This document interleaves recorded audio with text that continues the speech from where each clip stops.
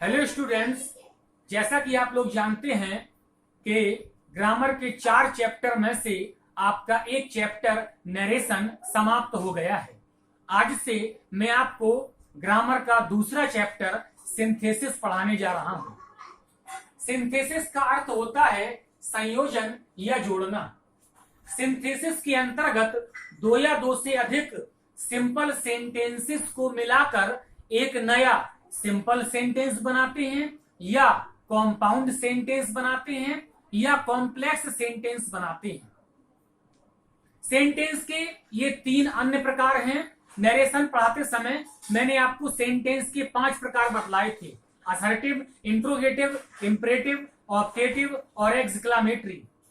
Sentence के 5 प्रकार sentence के भाव के अनुसार होते हैं, सेंस के अनुसार।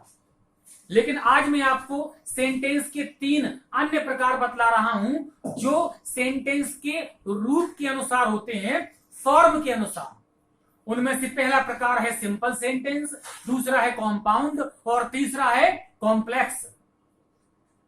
सबसे पहले हम सिंथेसिस के अंतर्गत दो या दो से अधिक सिंपल सेंटेंसेस को मिलाकर एक नया सिंपल सेंटेंस बनाना सीखेंगे। जैसा कि हम जानते हैं कि आज हम सिंपल को जोड़कर सिंपल ही बनाना सीख रहे हैं, तो सबसे पहले हमें यह पता होना चाहिए कि सिंपल सेंटेंस किसे कहते हैं, सिंपल सेंटेंस क्या होता है। अगर हम ये नहीं जानेंगे कि सिंपल सेंटेंस किसे कहते हैं तो हम सिंपल सेंटेंस को ना तो पहचान पाएंगे और ना उन्हें जोड़कर एक नया सिंपल सेंटेंस बना पाएंगे। इसलिए सबसे जरूरी यह है कि हम ये पहचानें कि सिंपल सेंटेंस किसे कहते हैं। मैंने सिंपल सेंटेंस की यहां पर परिभाषा लिखी है, गौर करें। लिखा है जिस वाक्य में एक सब्जेक्ट के साथ केवल एक ही फाइनाइट वर्ब हो उसे सिंपल सेंटेंस कहते हैं। सिंपल सेंटेंस का मतलब असर्टिव सेंटेंस या अफर्मेटिव सेंटेंस से नहीं है। सिंपल सेंटेंस का मतलब साधारण वाक्य या सकारात्मक वाक्य से नहीं है। सिंपल सेंटेंस वह सेंटेंस होता है जिसमें एक सब्जेक्ट हो और एक फाइनाइट वर्ब का प्रयोग हुआ हो। सिंपल सेंटेंस वह सेंटेंस होगा जिसमें एक सब्जेक्ट के साथ में केवल एक फाइनाइट वर्ब आई हो। अब यदि हमें यह पता चल जाए कि फाइनाइट वर्ब किसे कहते हैं तो हमें यह पता चल जाएगा कि सिंपल सेंटेंस क्या होता है। जब तक हम ये नहीं जानेंगे कि फाइनाइट वर्ब क्या होती है तब तक हम ये नहीं पहचान पाएंगे कि वाक्य सिंपल है या नहीं। इसलिए सबसे पहले हम यह जाने कि फाइनाइट वर्ब किसे कहते हैं। यहां मैंने फाइनाइट वर्ब के बारे में कुछ लाइनें लिखी हैं, देखिए। लिखा है जिस वर्ब का प्रयोग टेंस और सब्जेक्ट के अनुसार अलग अलग रूप में किया जाता है उसे फाइनाइट वर्ब कहते हैं। सिंपल सेंटेंस क्या होता है, कॉम्प्लेक्स क्या होता है, कॉम्पाउंड क्या होता है, ये सीखने से पहले सबसे ज्यादा जरूरी है कि हम फाइनाइट वर्ब क्या होती है ये जानें। फाइनाइट वर्ब को जानने के बाद हम नॉन फाइनाइट वर्ब भी जानेंगे। फाइनाइट वर्ब वह वर्ब है जिसका प्रयोग वाक्य के टेंस और वाक्य के सब्जेक्ट के अनुसार अलग अलग रूप में किया जाता है। जैसा कि आप लोग जानते हैं प्रत्येक वर्ब के 5 रूप होते हैं। यहां पर मैंने आपको फाइनाइट वर्ब समझाने के लिए 2 वर्ब के उदाहरण लिए हैं। पहली वर्ब मैंने गो ली है।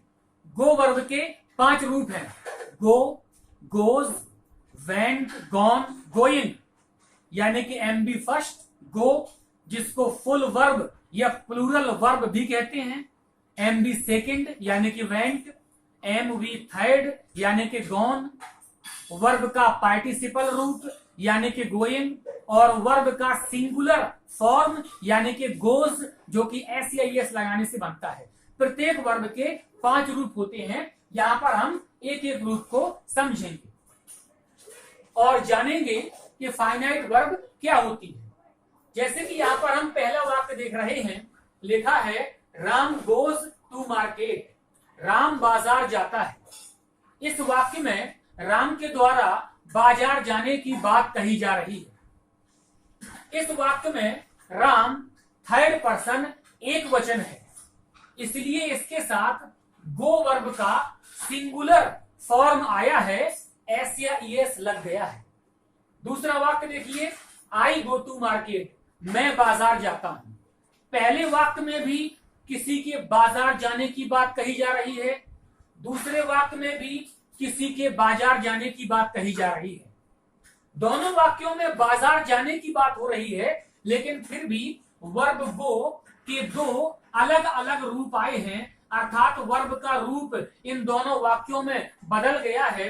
पहले वाक्य में वर्ब गो की सिंगुलर फॉर्म आई थी और दूसरे वाक्य में वर्ब गो की प्लूरल फॉर्म या फुल फॉर्म आई है, क्योंकि इन दोनों वाक्यों का सब्जेक्ट अलग अलग है। मैंने आपको बताया कि फाइनाइट वर्ब वह है जो अपने सब्जेक्ट के अनुसार अलग अलग रूप में आए। पहले वाक्य में सब्जेक्ट था थर्ड पर्सन सिंगुलर और दूसरे वाक्य में सब्जेक्ट है फर्स्ट पर्सन सिंगुलर। सब्जेक्ट बदल गया, इसलिए वर्ब गो का रूप भी बदल गया।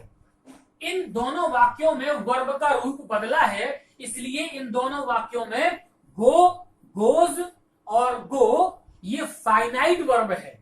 और ऐसी फाइनाइट वर्ब जिस वाक्य में केवल एक हो उसे हम सिंपल सेंटेंस कहते हैं। तीसरा वाक्य देखिए, Ram is going to market. इस वाक्य में भी राम के द्वारा बाजार जाने की बात कही गई है। चौथा वाक्य, Ram has gone to market. इस वाक्य में भी राम के द्वारा बाजार जाने की बात कही जा रही है। आखिरी वाक्य, राम वेंट टू मार्केट। इस वाक्य में भी राम के बाजार जाने की बात कही जा रही है। तीनों वाक्यों में राम के द्वारा बाजार जाने की ही बात कही जा रही है, लेकिन फिर भी तीनों वाक्यों में वर्ब गो का रूप बदला हुआ है। कारण क्योंकि तीनों वाक्यों का टेंस अलग अलग है। जो पहला वाक्य था Ram is going to market, उसका टेंस था प्रेजेंट कंटिन्यूअस और दूसरे वाक्य का टेंस था प्रेजेंट परफेक्ट और आखिरी वाक्य का टेंस था पास्ट इंडेफिनिट। मैंने आपको फाइनाइट वर्ब की परिभाषा में लिखा है कि जिस वर्ब का प्रयोग टेंस और सब्जेक्ट के अनुसार अलग अलग रूप में हो उसे हम फाइनाइट वर्ब कहते हैं। इन दो वाक्यों में सब्जेक्ट के अनुसार वर्ब गो अलग अलग रूप में आई है, इसलिए फाइनाइट है। इन तीन वाक्यों में वर्ब गो टेंस के अनुसार अलग अलग रूप में आई है, इसलिए इन पांचों वाक्यों में वर्ब गो फाइनाइट वर्ब है।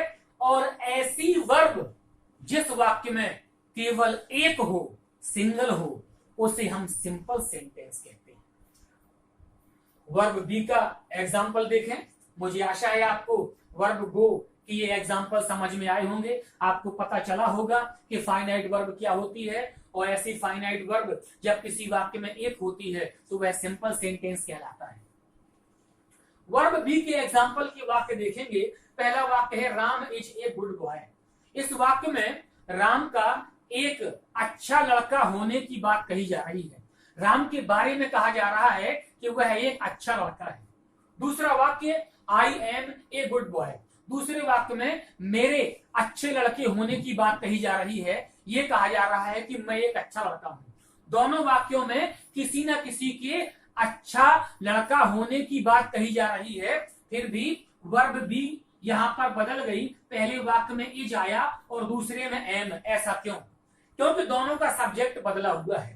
पहले वाक्य में थर्ड पर्सन सिंगुलर आया है, इसलिए वर्ब बी का पहला रूप इज आया है। दूसरे वाक्य में फर्स्ट पर्सन सिंगुलर आया है, जिसके साथ में हमेशा वर्ब बी का एम रूप ही आता है। इन दोनों वाक्यों में सब्जेक्ट बदले हुए थे, इसलिए वर्ब बी इन दोनों वाक्यों में बदले हुए रूप में आई। इसलिए इन दोनों वाक्यों में इज और एम फाइनाइट वर्ब है। और ऐसी फाइनाइट वर्ब जब किसी वाक्य में केवल एक हो उसे हम सिंपल सेंटेंस कहते हैं। अगले एग्जांपल समझे। You are a good boy. इस वाक्य में यू माने तुम, यानी कि इस वाक्य में तुम्हारे लिए एक अच्छा लड़का होने की बात कही जा रही है। फिर चौथे वाक्य में राम के अच्छे लड़के होने की बात कही जा रही। पहले वाक्य में भी राम अच्छा लड़का था और चौथे वाक्य में भी राम अच्छा लड़का है। जब दोनों वाक्यों में राम के ही अच्छे लड़के होने की बात कही गई है तो फिर वर्ब क्यों बदल गई? मैंने आपको फाइनाइट वर्ब की परिभाषा लिखवाई कि टेंस बदल जाता है तो वर्ब बदल जाएगी, और जो वर्ब टेंस के अनुसार बदल जाएगी वो फाइनाइट वर्ब होगी। यहाँ पर टेंस, पहले वाक्य में टेंस प्रेजेंट था इसलिए वर्ब का इज रूप आया था, चौथे वाक्य में टेंस पास्ट हो गया इसलिए वर्ब का वॉज रूप आया है। यानी कि इन दोनों वाक्यों में टेंस के अनुसार वर्ब भी अलग अलग रूप में आई है, इसलिए इन दोनों वाक्यों में वर्ब भी एक फाइनाइट वर्ब है। और ऐसी फाइनाइट वर्ब जब किसी वाक्य में केवल एक होती है उसे हम सिंपल सेंटेंस कहते हैं। आखिरी वाक्य भी देखें, दे वर गुड बॉयज। आखिरी वाक्य भी भूतकाल का है, लेकिन इसमें ये वाक्य भी भूतकाल का था, ये वाक्य भी भूतकाल का था। इन दोनों में वर्ब चेंज हो गई क्योंकि सब्जेक्ट अलग अलग था। पहले में थर्ड पर्सन सिंगुलर था और आखिरी में थर्ड पर्सन प्लूरल वर्ब आई है, इसलिए वर्ब बदल गई।